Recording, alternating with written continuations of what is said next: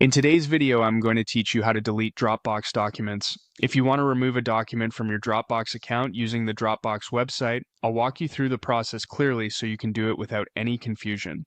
This is useful if you no longer need a file, want to clean up your storage, or simply want to keep your account organized. To begin, open your web browser and go to the Dropbox website. Once the page loads, sign into your account using your usual login details. Make sure you're logging into the correct account, especially if you use more than one Dropbox account for personal or work files. After you're signed in, look over to the left-hand menu. There, click on Files. This section shows the documents and other items stored in your Dropbox, and it's the main place you'll go when you want to manage what's saved in your account.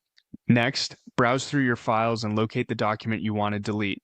Take a moment here to make sure you've selected the correct file before removing it, especially if you have similar file names or important folders nearby.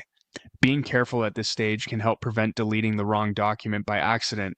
Once you've found the document, right-click on the file.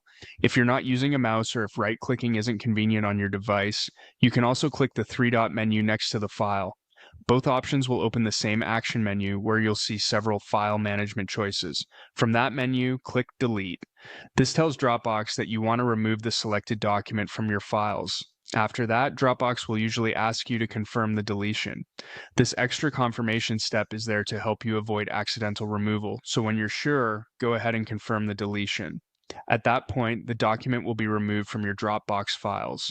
If you deleted the wrong file by mistake, it may still be recoverable for a limited time depending on your Dropbox plan, so it's a good idea to double check right before confirming.